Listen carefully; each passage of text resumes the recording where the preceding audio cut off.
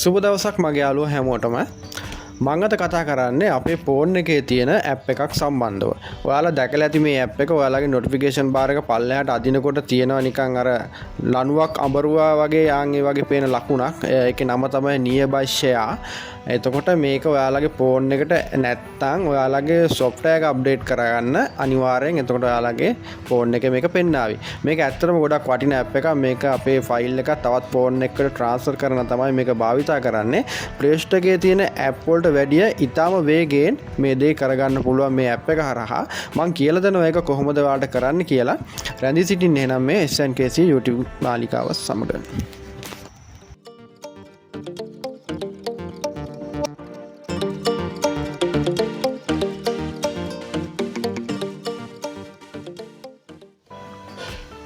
හොඳයි එහෙනම් අපි පටන් ගමු වීඩියෝ එක. මේක කරන්න කලින් ඉස්සෙල්ලාම මේකේ settings හදා ගන්න ඕනේ. මේ විදිහට setting app එක open කරගන්න ඔයාලගේ phone එකේ. search bar එකේ type කරන්න nearby share කියලා.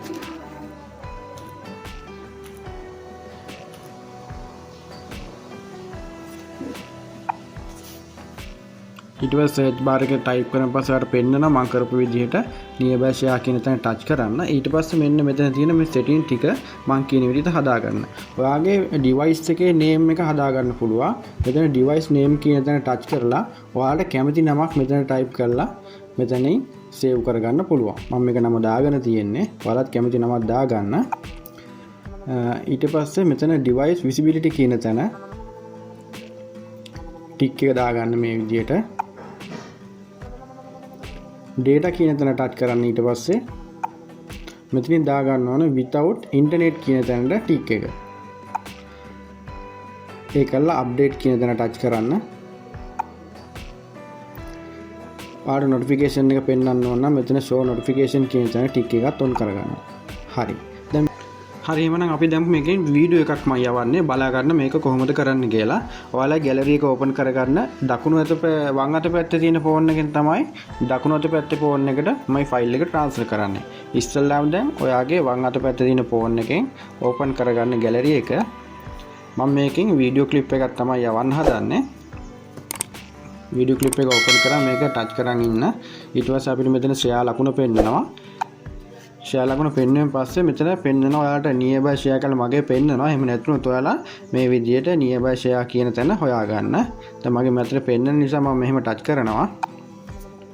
දැන් ඔයාලගේ දකුණු අත පැත්තේ තියෙන ෆෝන් එකේ nearby share කියන එක මේ විදිහට alert එකක් එනවා. ඒක ටච් කරන්න මේ විදිහට. ඊට පස්සේ ඒක auto on වෙනවා එතනින්. දැන් මේ වම් අත පැත්තේ ෆෝන් එකෙන් search වෙන එකක් ඉන්න හරි. දැන් දකුණු අත පැත්තේ තියෙන ෆෝන් එක search වුණා වම් අත පැත්තේ තියෙන ෆෝන් එකට. දැන් එතන ඒ විදිහට නම තියෙන තැන ටච් කරන්න මේ විදිහට.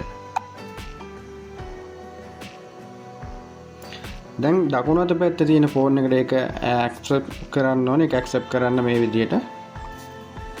දැන් ඔයාලට පේන හැටි ඉතාමත් ස්පීඩ් එකකින් වම් අත පැත්තේ තියෙන ෆෝන් එකට ෆයිල් එක transfer වෙන ආකාරය.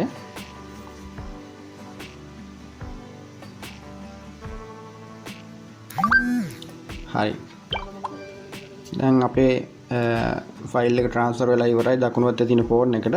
ඊට පස්සේ මෙතනින් ඔයාලා අයින් වෙන්න. දැන් අපි බලමු මේක ඇවිල්ලා තියෙනවද කියලා. දකුණු අතේ පැත්තේ තියෙන ෆෝන් එකට මේ විදිහට ඕපන් කරගන්න පුළුවන් මෙතනින්ම. හරි. මම යවපු වීඩියෝ ක්ලිප් එක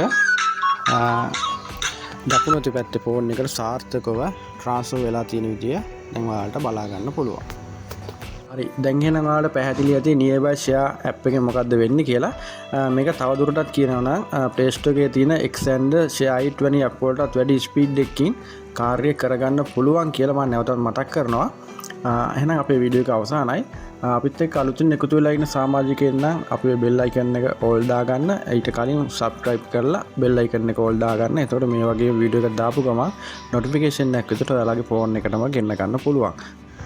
හොඳයි එහෙනම් අපිත් එක්ක මෙතෙක් වෙලා රැඳී සිටි ඔයාලා හැමෝටම බොහොම ස්තුතියි. අපි එහෙනම් ගිහිල්ලා එන්න.